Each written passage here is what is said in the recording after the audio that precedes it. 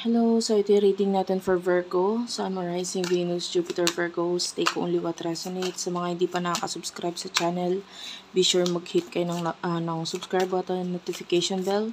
Ma-appreciate ko lahat ng likes, comments, and shares. Simulan na natin.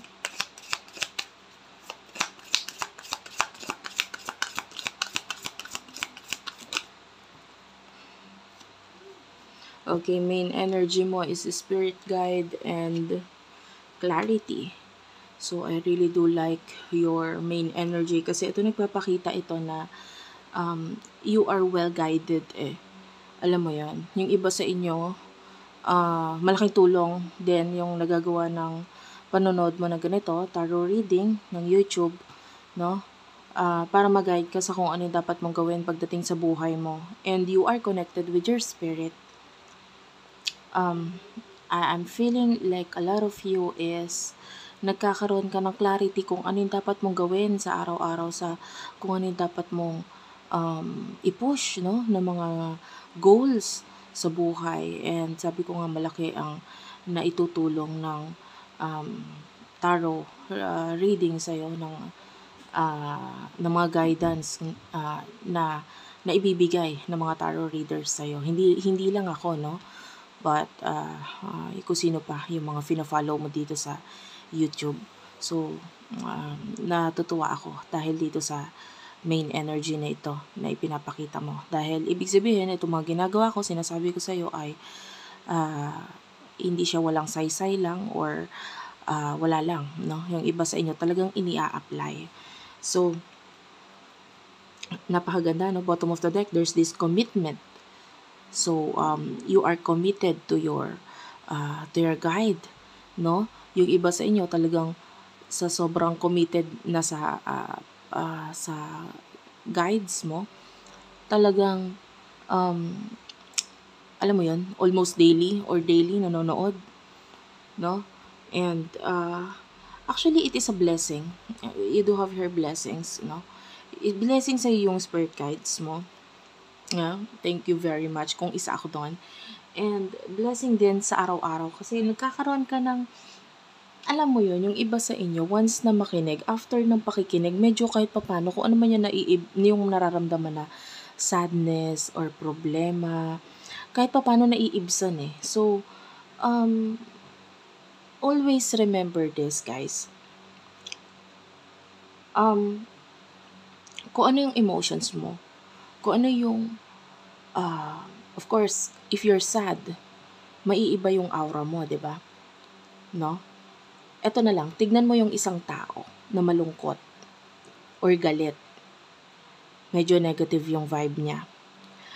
Ngayon, tignan mo siya and after that, nung halimbawa sumama ka sa kanya, makukuha mo yung energy niya eh. All of a sudden, marirealize mo na lang, halimbawa, nagkahiwalay kayo ng taong yon, umalis ka na, halimbawa, nagkaiba na kayo ng direction sa buhay. Marirealize mo after 30 minutes, yung energy niya nasa iyo na rin eh. Malungkot ka na rin, galit ka na rin, iba na yung mood mo. And then, dahil nahawa ka, later on, marirealize mo, ang dami mo palang dapat problemahin pa na iba. So, tendency, nadagdagan si problema mo. No? And then, kakaisip mo ng stress, kakaisip mo ng problema, ang kasunod na niyan is, naa-attract mo si negativity. Naa-attract mo ngayon problema. Naa-attract mo ngayon kalungkutan. Bakit ganito? Bakit parang minamalas-malas, ganito ganyan? Masasabi mo na ngayon yung mga ganong word.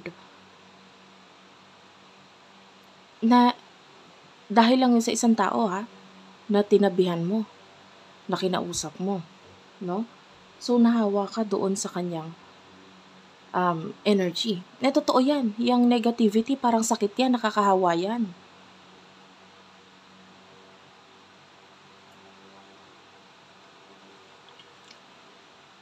By the way, pag nag-i-stop ako, umiinom ako ha. So, ayun. So,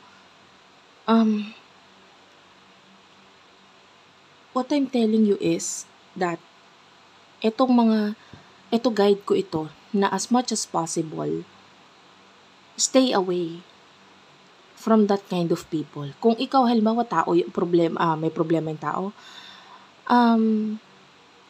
siya ang ihawa mo sa energy mo, hindi yung ikaw yung mahawa sa kanya, sa negativity niya. Be more positive. Okay?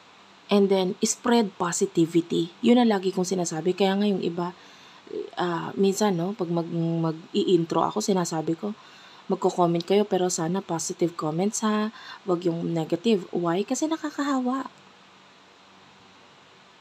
'Di ba? Ang dapat ihawa natin is positivity, hindi yung dapat tayo ang mag-spread ng negativity. No? Nakakahawa yan, parang virus yan. So, kung positive tayo, ang ma-attract natin, positive din. Blessings, opportunities. Bakit ganun? Ang bilis ng flow ng pera sa akin. Parang ganun. 'Di ba? Yun lang. Yun yung pinaka-guide ko talaga. And I do love that a lot of you is nahahawa sa akin. Yun ang nakukuha ko eh. May mga taong nahahawa sa akin. Dito sa, yung iba,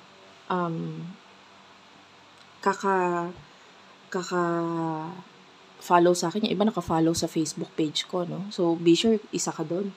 So, naka-follow sa aking Facebook page. Nag-share ako doon ng mga videos na hindi ko sinishare dito sa YouTube. Parang kagabi, nag-share ako nung nagkukumanta ako. O, di ba?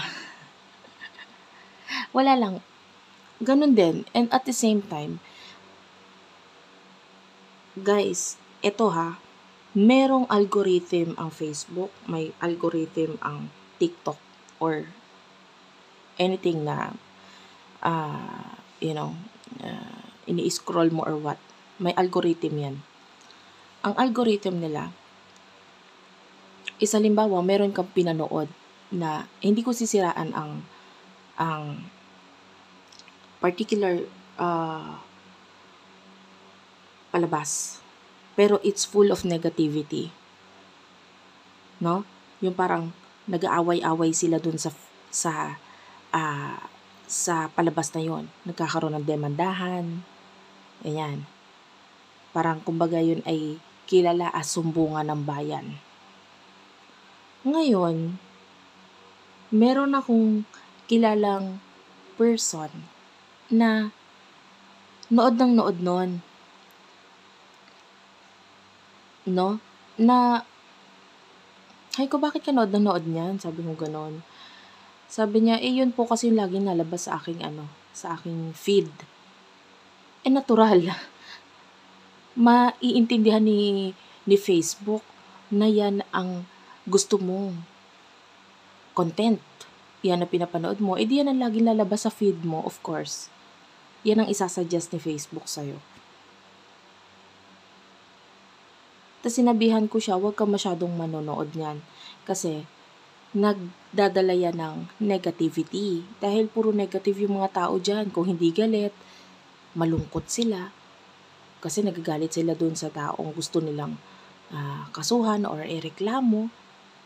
So, alam mo yung taong yon na sinasabi ko, patong-patong na yung nagiging problem niya. Tapos, lagi siya magsasabi, bakit ang bigat, ganito ganyan. Lagi ako may problema, ganito ganyan. Sinabihan ko naman na. Ayaw naman makinig. Ano gagawin natin? Ganun lang yon, guys, no? So, be sure na yung ifa-follow mo din, kung halimbawa yun ang lagi nalabas sa feed mo, guys, hanapin mo yung X. May X doon. Do not show this or something. I-close mo, wag ka manood, i-scroll mo agad pag may nakita kang negative content. Kasi as much as possible, I want you guys na mas maging positive lang din kayo. Kasi gusto ko yung mga followers ko nakasubscribe sa akin, positive din eh. Gusto ko yan. Kaya i-spread natin yan, okay? If you don't know the law of attraction, you should search or learn more about law of attraction and then mas magigising ka sa katotohanan, and alam mo yung mas gagawin sa buhay mo para mas ma-attract mo ay positive sa buhay mo. No? What you attract. No? Think of the things that you want to attract. And i-engage mo yung sarili mo sa mga bagay na gusto mong i-attract. And wag mong i-engage yung sarili mo sa bagay na ayaw mong ma-attract mo or ma-magnet mo sa buhay mo. Diba? So, yun lang yan. And also, pagdating sa friends, ganun din ha. Kaya ako, honestly, wala akong halos kaibigan. Nasa 3 lang. Or wala pa nga. Kasi, hindi na rin kami masyadong nag-mimit. Lagi taong ano lang po ako. Modern na parang ermitanya ako. Lagi ako nasa kwarto lang. Sa bahay lang. Yan. Although meron akong mga negosyo. Kaya yung iba na alam yung aming restaurant, no? Which is open naman ako kung saan yon. Jelly's Restaurant, Naga Road, Las Piñas. Hindi ako laging nakikita doon. Okay? Kasi lagi ako nasa bahay. Anyway, balik tayo sa reading. You do have here the love, family. This person that you're dealing with is, nakikita natin may family na involved and there's a lot of love na nararamdaman itong taong ito sa'yo. And you do have the willpower. So, masyado siyang more on material things ang iniisip. Unlike you are more spiritual with the spirit guides here. So, itong taong to, more on material siya, no? Ngayon, with the willpower, focus niya is reality, focus niya is mundo.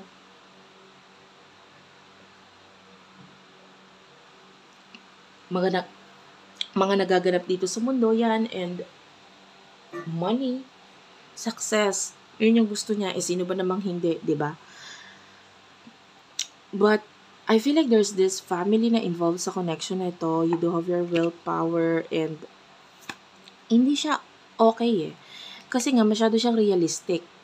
So, although ikaw, nakikita mo yung connection ninyo as a spiritual connection, siya masyado niya tinitignan yung realidad ng buhay na hindi pwede, there's family. May pamilya tayo. Yung iba sa inyo, hindi lang siya, pati ikaw. Pwedeng may involvement ng family. Pag sinabi ko family, hindi yung family na marriage lang, no? Nakasal lang. Yung iba, pwedeng may kinalaman sa religion, kultura, etc. Whatever the case is, basta may family na involved na nagiging problem dito sa person nito. And then you do have your grieving. Ngayon, nalulungkot siya, nasasaktan siya. Kasi nga, hindi niya pwedeng isang tabi yun eh. Alam niya sa realidad niya, alam niya yung totoo eh. And then you do have the truth. Yeah, this is the truth about the connection. Hindi natin pwedeng i-deny yung katotohanan sa connection na to, that this connection is hindi siya pwedeng ilagay sa realidad for now because of these things.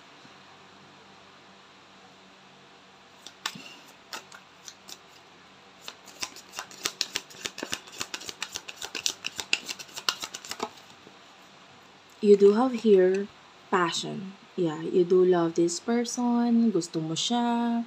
Fertility. Yung iba sa inyo, you want to grow with this person.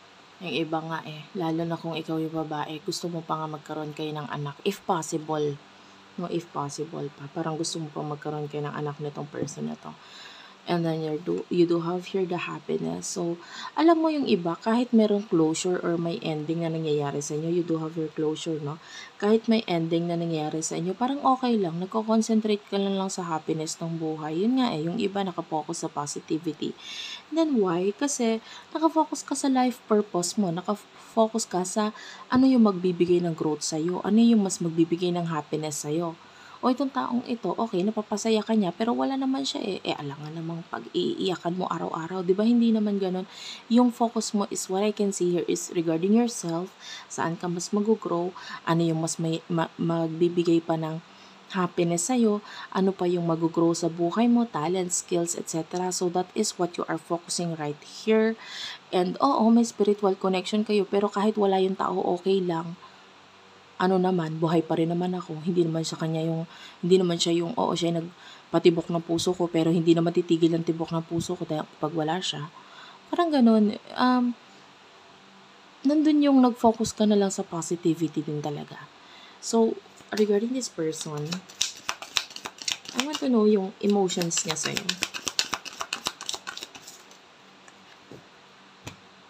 you do have here the prosperity,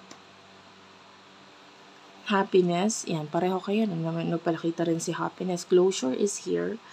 So, ngayon, etong person na ito, I feel like what I have said a while ago, no, about about financial matter or yung realidad ng buhay, richness, etc. Stability, focus ng person na ito.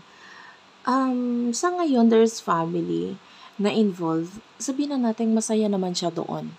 Masaya naman siya doon. Ito nga yung nagbigay ng closure sa inyo. You do have your home. So yeah, this is the main focus of this person, home. Yung emotions niya para sa'yo, I feel like nandun na tayo sa unang-unang message love. This person loves you. So, hindi ibig sabihin na wala kayo ngayon ay hindi ka na niya mahal. Okay, kung siya ay pamilyado, hindi ibig sabihin na siya ay pamilyado ay nawala na yung pagmamahal niya sa'yo. Nasa iyo pa rin ang puso niya. Pero masaya din naman siya sa kung ano yung meron siya. Pamilya. Nag-walk away siya sa buhay mo. Umalis siya sa buhay mo. Nasabihin na nating malungkot, masakit para sa inyong dalawa. Pero sa ngayon, kung sasabihin mong papabalikin mo siya, wala sa isip niya yun. Kasi, mas more on sa kanya yung reality. Diba? And, home. This is one of the most important thing for this person. Home.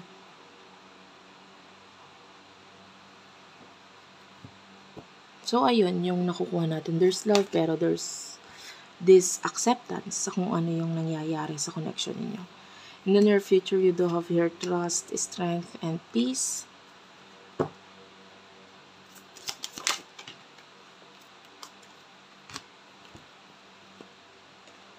Beauty and financial health. Meron din tayo ditong boundaries.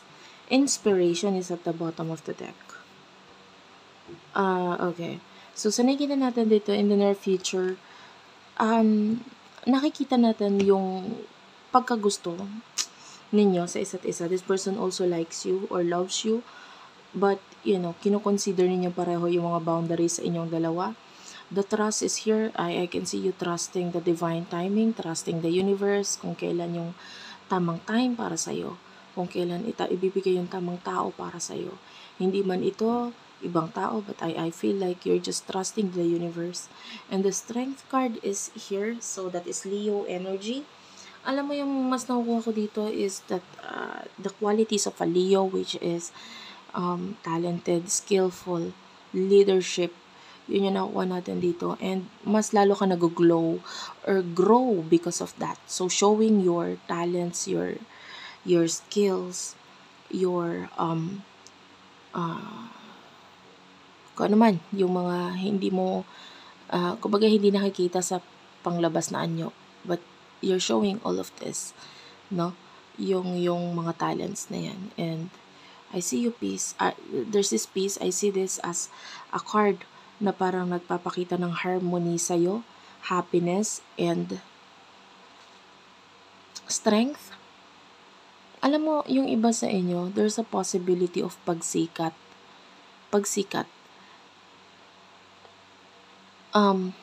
Like, in the near future, I can see you nasa television or nasa internet, and you are someone na parang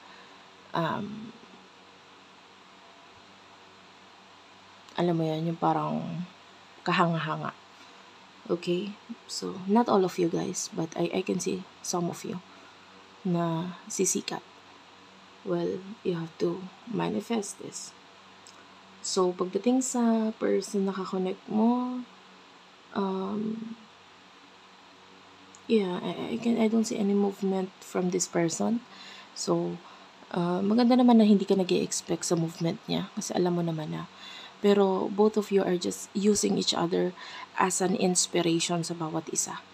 Yung kumbaga, this person is inspiring for you na maging mas mag-grow pa, na ilabas yung best version of yourself, no, through the help of this person, spiritually kahit paano nai-inspire ka niya, and ganun rin naman ikaw sa kanya. So kahit paano na-inspire mo rin siya in a way kahit wala ka sa harapan niya. Thank you for watching, guys. I love you all, and bye-bye.